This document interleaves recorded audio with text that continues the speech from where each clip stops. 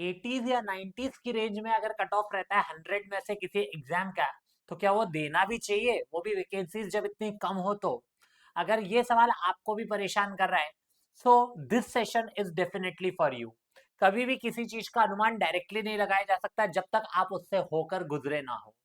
Hello everyone, this is Aditya Ashrikar and I welcome you all to English by Aditya Ashrikar, जहां पे RB assistant 2026 का मैं लेकर आया हूँ प्रीवियस ईयर पेपर डिस्कशन, यानी कि 2023 में जब ये एग्जामिनेशन हुआ था नवंबर महीने में, तो कैसा आया था। अगर वो आपको पता चल जाए तब आप ये डिसीजन मेकिंग कर सकते हो कि ये फॉर्म हमें भरना चाहिए या नहीं। So straight away let me take you to the level of examination. कैसा लेवल था? मेरी तरफ से मैं कहूंगा लेवल था बहुत ही आसान, यानी कि इजी लेवल का एग्जामिनेशन था। कितना इजी? सो पेपर का एक एनालिसिस आपके सामने रखा है। रीडिंग कॉम्प्रिहेंशन 9 मार्क्स का रीडिंग कॉम्प्रिहेंशन आया था, और वो भी एक स्टोरी बेस्ड था। क्या स्टोरी थी वो भी मैं अभी आपको बताऊंगा। एरर स्पॉटिंग के क्वेश्चंस थे, 5 थे, इजी टू मॉडरेट बोल सकता हूँ क्योंकि कुछ ट्रिकी भी थे। फिल इन द ब्लैंक्स के क्वेश्चंस थे, जहां पे अगेन 5 क्वेश्चंस थे, इजी थे ये भी, लेकिन इसके ऑप्शंस कुछ हद तक ट्रिकी थे जो फंसा सकते हैं, एल्स नहीं, बहुत इजी है। Then we have spelling test, इतना आसान स्पेलिंग टेस्ट की मजा आ जाए, देख के पता चल जाएगा कि ये वर्ड गलत है। And then we had parajumbles, जिससे नॉर्मली डर लगता है, बट पैराजम्बल्स का जो टॉपिक आया था वो स्टोरी बेस्ड था, और स्टोरी बहुत ही इजीली फ्रेम हो रही थी। So this was shift 1 of 18th November 2023 RB assistant examination, जो इजी लेवल का पेपर था कुछ लोगों के लिए, जो बहुत ही यू कैन से इंग्लिश से दूर है तो उनके लिए मॉडरेट होगा, बट मेरे हिसाब से इजी था। And I definitely can say कि 28 to 30 आप करके आ सकते थे ऐसे पेपर में। बाकी अभी हम शुरू करते हैं अपना सेशन, और आप खुद चेक करें आपके कितने सही हो रहे हैं। So let's start our preparation. So in the following sentence, 4 words are given in bold, out of which one is misspelled. आपको पता करना है कौन सा misspelled word है, ठीक है? तो let's start, देखते हैं। पहला लिखा है she remained highly determined to achieve success despite failures. पढ़ोगे अगर सारे words को जो highlighted है, you will find out कि यहाँ क्या problem है। remained सही है, remain और ed लगाए। डिटरमाइंड गलत है, क्योंकि डिटरमाइंड की जो स्पेलिंग होती है उसमें सबसे पहले डिटरमाइन बेसिक वर्ड आता है, एंड जो बेसिक वर्ड डिटरमाइन है उसकी स्पेलिंग होनी चाहिए DETERMINE, और फिर लगेगा डी, तो डिटरमाइन की ये स्पेलिंग होगी, ये गलत है। अचीव सही है, उसके अलावा फेलियर सही है, so option B should be marked as the correct answer. I hope so ये इजी है। अपना स्कोर गिनते रहो कितना आपका स्कोर हो रहा है, एंड इफ नीडेड वीडियो को पॉज कर लेना क्वेश्चन का आंसर सोचने से पहले। नेक्स्ट क्वेश्चन लिखा है luck and Fortune often favours those who act boldly in different difficult situations. Very easy question again. Luck and fortune, fortune की स्पेलिंग क्या होती है? FORTUNE, है ना फॉर्चून। अगर आपके यहाँ बाई चांस फॉर्चून का ऑयल आटा कुछ भी आता है तो भी आपको पता होगा कि फॉर्चून की स्पेलिंग तो TUNE होती है। भले प्रोनाउंसिएशन च हम बोलते हैं, but TUNE, that's the correct spelling. तो option A is the correct answer here. Next question देखें तो नेक्स्ट क्वेश्चन क्या कहता है? The artist completed the detailed painting skillfully with remarkable precision. तो आर्टिस्ट लिखा हुआ है, परफेक्ट है, आर्ट और IST। डिटेल्ड, डिटेल लिखा है, ईडी लिखा है, चलेगा। स्किलफुली की प्रॉब्लम है, स्किलफुली में SKI या तो LFULLY होगा, एक ऑप्शन, ठीक है, या एक और स्पेलिंग होती है इसकी SKILLFULLY, ठीक है। एक ब्रिटिश इंग्लिश की स्पेलिंग है, एक ब्रिटिश इंग्लिश की स्पेलिंग है, और एक अमेरिकन इंग्लिश में यूज होने वाली स्पेलिंग है, ठीक है। तो ऐसे में यहाँ पे ब्रिटिश इंग्लिश और अमेरिकन इंग्लिश का फर्क आता है, बाकी कोई भी फर्क नहीं है, ठीक है। तो दोनों एक्सेप्टेबल है, but yes exam point of view से दिस इज बेटर। तो सिंगल एल नहीं, डबल एल होना चाहिए, FULLY, ओके। प्रिसीशन सही है, प्रिसाइज वर्ड से ये आया है। नेक्स्ट क्वेश्चन आता है the village priest conducted sacred rituals during the festival ceremony. यहाँ पे प्रॉब्लम प्रीस्ट के साथ है, प्रीस्ट की स्पेलिंग होनी चाहिए PRIEST, ठीक है, PRIEST। और IE वाले काफी वर्ड्स होते हैं, जैसे कि अचीव, बिलीव, साइंस, प्रीस्ट, इन सब में कॉन्शियंस, इन सब में IE आता है। और EI वाले वर्ड्स होते हैं जैसे कि जिनमें सीव आता है, रिसीव, डिसीव, परसीव, परसीव, और उसके अलावा कंसीव, ठीक है, ये सारे वर्ड्स रहेंगे। एग्जाम में यही सारे पूछे गए थे। प्रीस्ट पूछा गया था, उसके पहले जो मैंने आप लोगों को बताया स्किलफुली ये पूछा गया था, फॉर्चून पूछा गया था, उसके अलावा डिटरमाइन पूछा गया था। जो क्वेश्चन पूछे गए डिट्टो आपको यहाँ पे दिखाई दे रहे हैं, ठीक है, बिल्कुल एग्जैक्ट क्वेश्चन पेपर उठा के मैं लाया हूँ। नेक्स्ट देखे तो अगला question, on Independence Day the PM hoist the flag from the bottom of the pole, while on Republic Day the flag is unfurled by the President of India and it remains closed and tied at the top of the flagpole. Independence day और Republic day पे flag hoisting और flag अनफर्लिंग के बीच का difference बताया है। जहाँ पे unfurl word गलत है, अनफर्ल की स्पेलिंग में सिंगल आर आता है, डबल आर या डबल एल नहीं आता, सब सिंगल होता है। ये होगी अनफर्ल्ड की करेक्ट स्पेलिंग, है ना। सो सी ऑप्शन करेक्ट है। आई hope so this is clear. तो 5 क्वेश्चंस ये स्पेलिंग के थे। आई होप सो 5 आउट ऑफ 5 है आपका। जो भी स्कोर है आप इसको रखिएगा और फिर टोटल फाइनल स्कोर नीचे कमेंट में जरूर लिखिएगा। सो नाउ नेक्स्ट है एरर स्पॉटिंग के क्वेश्चन। ये थोड़े बहुत ट्रिकी थे या मॉडरेट थे, let's see. She was stranded in the deserted place for a long time and claim that she saw a alien there. यहाँ पे प्रॉब्लम जो है, जो एग्जामिनेशन में भी आई थी, वो है ये एलियन एक ऐसा वर्ड है जो वॉवेल साउंड देता है, तो we need an before it and not a. तो एन एलियन होगा तब जाके सेंटेंस सही होगा। ओके, नेक्स्ट देखते हैं। नेक्स्ट लिखा है he insisted on meeting the manager personally to get the work done. He insisted on, insisted के साथ फिक्स प्रीपोजिशन ऑन आता है, उसके अलावा ऑन लगाए तो डूइंग आईएनजी फॉर्म आएगा, that is also fine. He insisted on meeting the manager personally to get the work done, तो दैट मींस यहाँ पे इंसिस्टेड ऑन समथिंग भी सही है। तो यहाँ कोई एरर नहीं है, answer should be no error. Just for information, examination में भी नो एरर के क्वेश्चंस पूछे गए थे, जिसके कारण ही मैंने बोला कि ये थोड़ा इजी टू मॉडरेट था, क्योंकि नो एरर पे हाथ रखना is one of the difficult task in a competitive examination. Next की तरफ चलते हैं, आगे क्या बोल रहा है। तो नेक्स्ट लिखा हुआ है यहाँ पे, Ritesh is very good in solving complex mathematical problems that come his way. तो Ritesh is very good in solving लिखा है, हमेशा ध्यान रखना गुड इन समथिंग नहीं, गुड एट समथिंग होता है, ठीक है। गुड एट समथिंग ये एक फिक्स प्रीपोजिशन है, good at something. He is good at maths, he is good at English, इस तरह से हम बोलते हैं। गुड, गुड इन नहीं होता, गुड एट होता है। बी पार्ट में एरर मार्क किया जाएगा। ओके, नेक्स्ट क्वेश्चन क्या कह रहा है। नेक्स्ट लिखा है, bye the time the train arrive the passengers have waited for over an hour. तो जब भी बाय द टाइम आपको लिखा हुआ मिले, बी डैम श्योर दो चार बातें आपको ध्यान रखनी है बाय द टाइम के केस में। पहला, बाय द टाइम या तो फिर पास्ट परफेक्ट और सिंपल पास्ट का कॉम्बिनेशन लेता है। Bye the time I arrived my friends had already gone, तो ऐसे में bye the time I arrived simple past. Okay, और दूसरा my friends had already left, my friends had already left, तो वहां पे my friends had already left. एक ये वाला केस बनता है सिंपल पास्ट और यू कैन से पास्ट परफेक्ट वाला।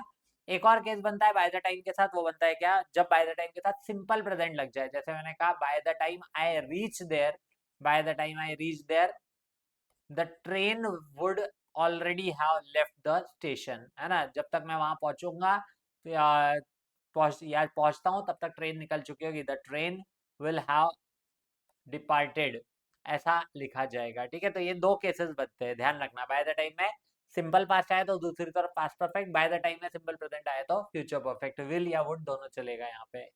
सो by the time the train arrived simple past, the passengers have waited नहीं हो सकता, द पैसेंजर्स हैड वेटेड या तो आएगा, एक ऑप्शन हैड वेटेड।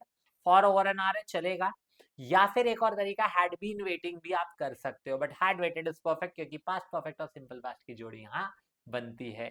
तो this might be tricky for multiple people, many people में भी जिनको ये वाला नहीं पता है केस, तो सी ऑप्शन करेक्ट है। नेक्स्ट क्वेश्चन पूछा है, everyone must submit his identity card before entering the examination hall.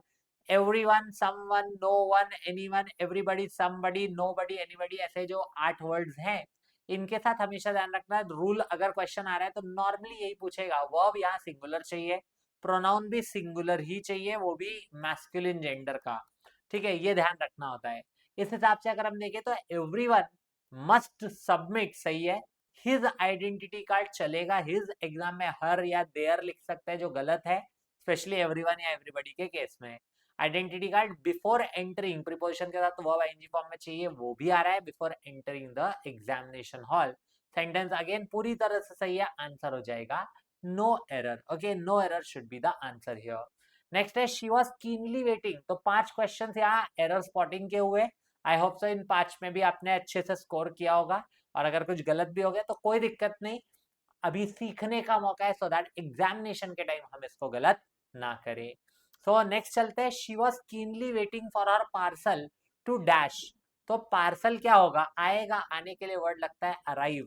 तो अराइव होना चाहिए, डिराइव नहीं, कन्नाइव नहीं. कन्नाइव का मतलब होता है यार ज्यादातर जब हम कुछ गलत करते हैं उसके लिए यूज किया जाता है.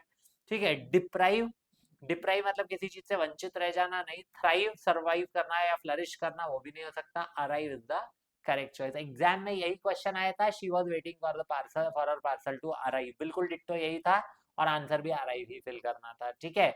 नेक्स्ट है magical rock could dash anything it touched to go, it touched to gold. Magical rock dash anything it touched to gold. तो ऐसे में मैजिकल रॉक कुड टर्न्स नहीं हो सकता, कुड लिखा है, मॉडल है.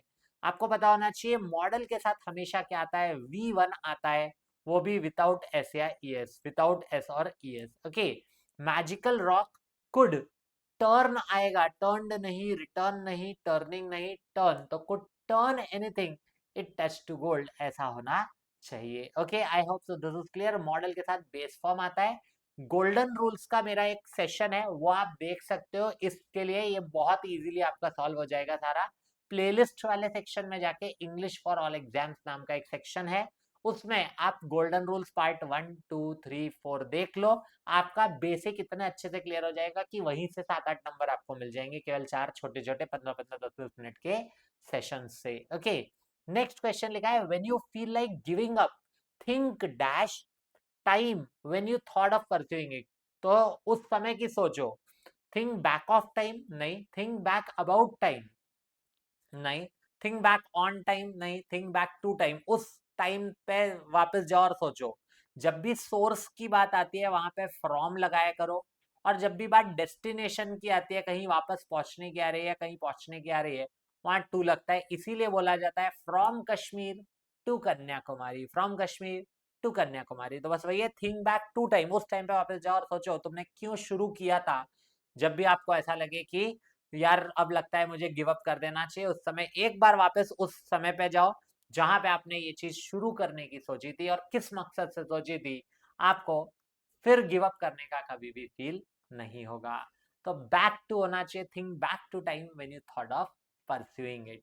नेक्स्ट क्वेश्चन है Radhika, Radhika asked me what I did in my dash time. तो in my fair time, in my spare time, in my fair time, in my dare time या in my spare time. Spare time, spare time मतलब जो extra extra होता है या जो use नहीं हुआ है वैसा कुछ, उसको स्पेयर टाइम बोलते हैं. स्पेयर पार्ट्स भी सुना होगा, एक्स्ट्रा वाले जो चीजें एक्सेसरीज टाइप का, spare time. Next question David dash green sandwich in breakfast this morning. तो David had, David having, David has, David how और डेविड हैड. दिस मॉर्निंग मतलब आज सुबह की बात है, पास्ट टेंस हो गया, सिंपल पास्ट टेंस है ना. तो यहाँ सिंपल पास्ट के हिसाब से हैड आना चाहिए, हैविंग नहीं आएगा. इज हैविंग हो सकता है लेकिन करेंटली हो सकता है तब. हैज तब होगा जब एवरी मॉर्निंग हो. हैव आ नहीं सकता, डेविड एक ही व्यक्ति है, नॉट पॉसिबल की प्लूरल ले.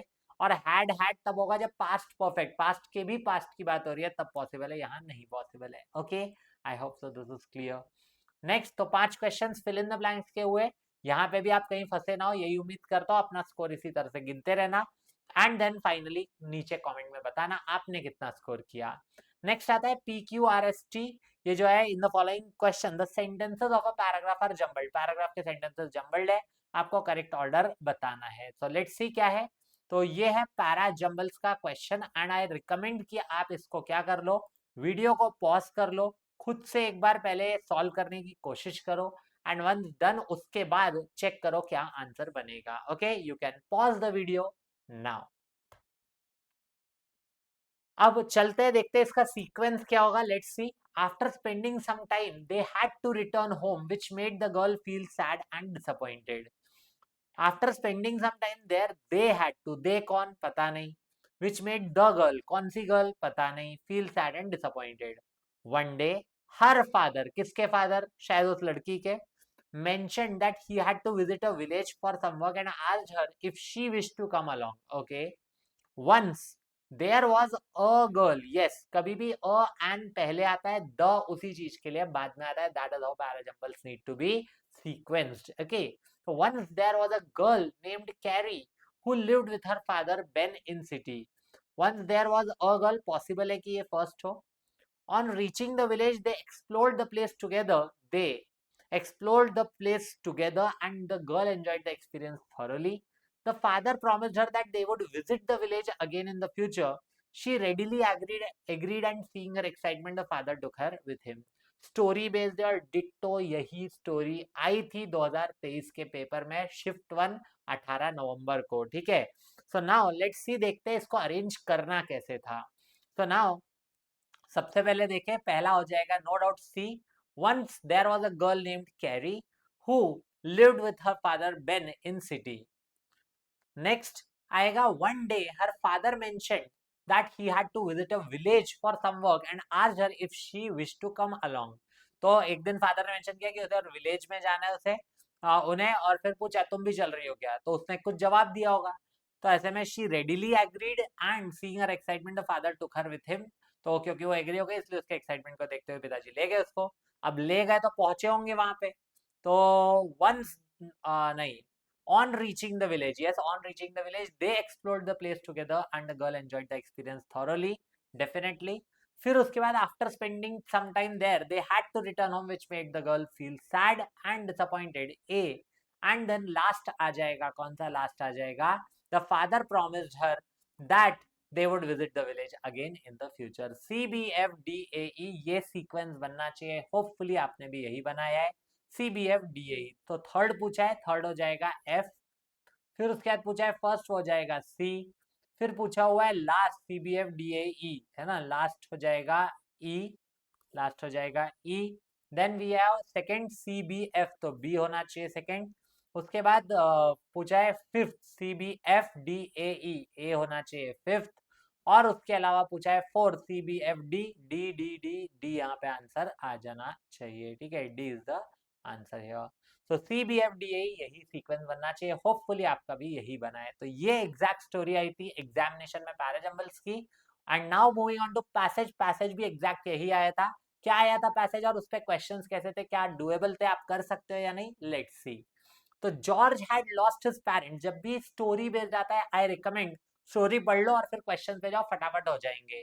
अगर स्टोरी बेस्ड नहीं है तो आई रिकमेंड कि आप पहले क्वेश्चंस पढ़ लो, कीवर्ड ढूंढ लो और फिर स्कैन कर लो। स्टिल पढ़ा हुआ हमेशा बेहतर रहेगा as compared to keyword scan करने के, स्पेशली जब लेवल भी हाई आ जाए। So now let's see, George had lost his parents early in life. His father had been a geologist deeply involved in scientific research.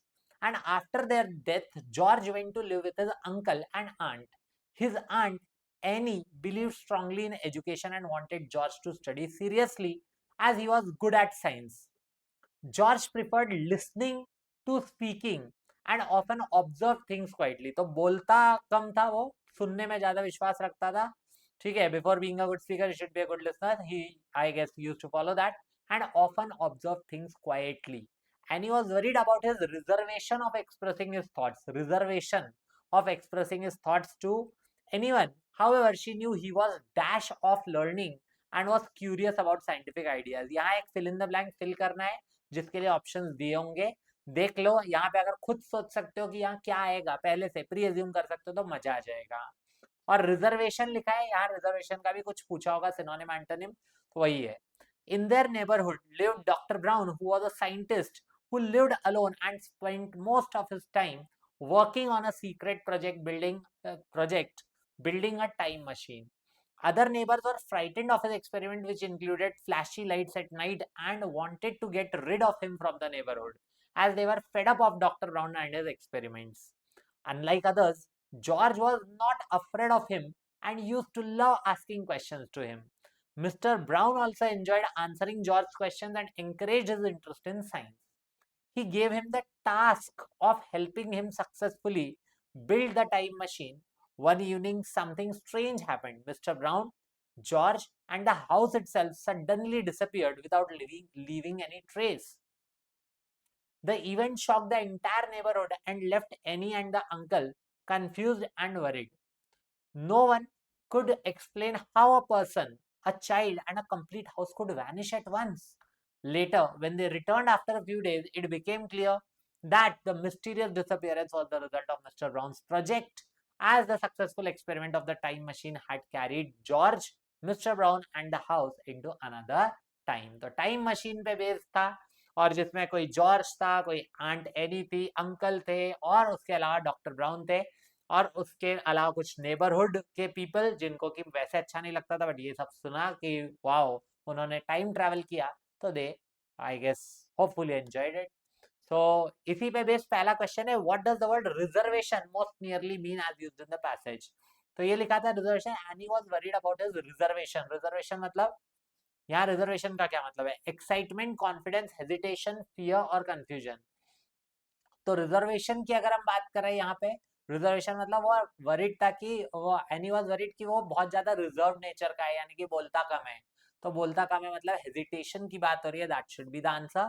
Although जो options आए थे उसमें booking भी एक ऑप्शन था कि रिजर्वेशन से booking, but booking will not be the answer, मैंने इसमें नहीं रखा है.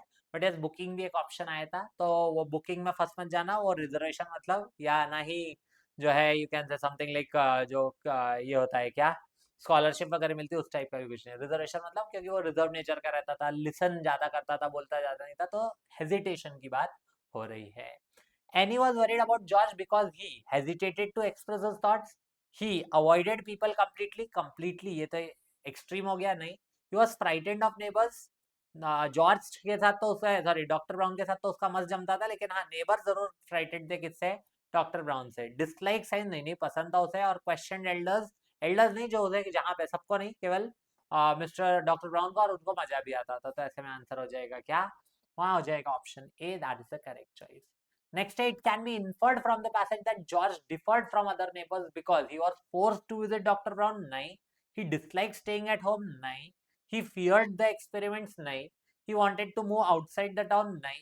He was curious rather than afraid of science. तो ये आंसर होना चाहिए. ई ऑप्शन करेक्ट है ना? इजी कर सकते हो ना? आई होप सो. ये पूरे के पूरे 30 क्वेश्चंस करने लायक है. आगे और देखते हैं.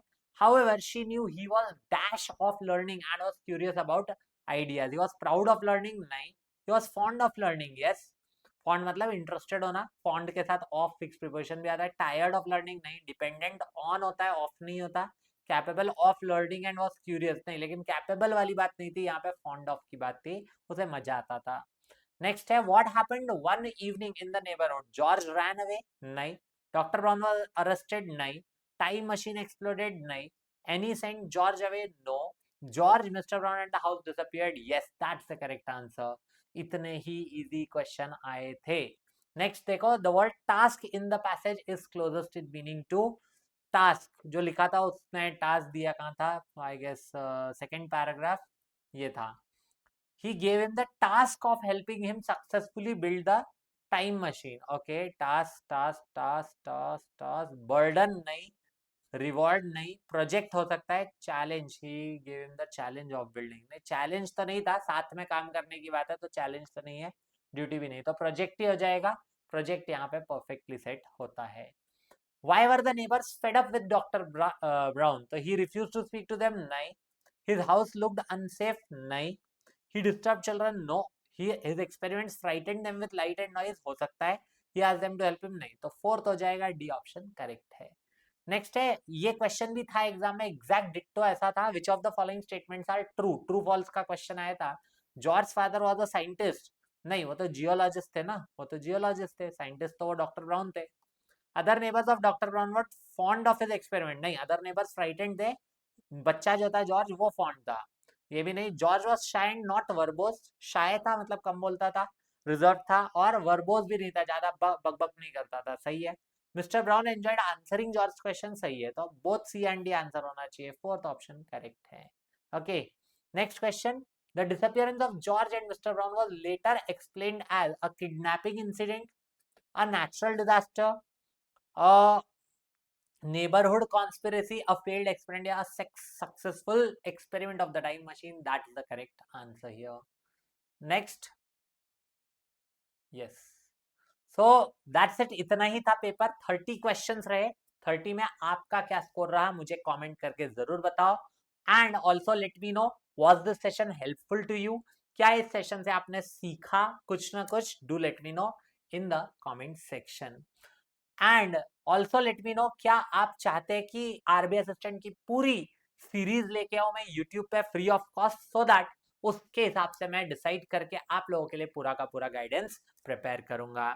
2015 वाज द ईयर जब मैंने आरबीआई असिस्टेंट खुद क्वालिफाई किया था, लेकिन उस टाइम पे मेंस मतलब डायरेक्ट एक एग्जाम होती थी, cut off I remember 169 if I am not wrong गया था, 172 मेरा स्कोर था, और पेपर का लेवल बहुत अच्छा आता था 2000, लेकिन बस वही था कि इंटरव्यू उस टाइम पे रहा करता था और इंटरव्यू का गाइडेंस एज सच नहीं था, that is why I missed it. But yes, examination crack किया तो मुझे पता है कि पेपर का उसके बाद माइंडसेट कैसा रहता है, पेपर कैसा बनाया जाता है। उसके बाद प्री और मेंस का भी जो भी बाइफरकेशन हुआ है, प्री जिस तरह का दिया जाता है, काफी स्टूडेंट्स ने मेरे गाइडेंस के अंडर क्रैक किया है, and you will be the next one. So मिलते हैं फिर नेक्स्ट अपने सेशन में। सेशन अच्छा लगा हो तो लाइक कर दे, हाइप का फीचर एक्टिव हो जाए तो हाइप भी कर दे, एंड साथ ही साथ शेयर करके अपने सारे दोस्तों तक पहुंचा दे। Your comments, valuable feedback is also most welcome. So now Telegram पे इसी पर्टिकुलर सेशन की पूरी पीडीएफ मिल जाएगी। टेलीग्राम चैनल का नाम है आदित्य सर इंग्लिश, उसको आप ज्वाइन कर सकते हो इस क्यूआर कोड को स्कैन करके, या फिर कहीं ना कहीं आप Aditya sir English directly search भी कर सकते हो and you will get through. Okay, see you again in the next session, till then keep watching and keep learning.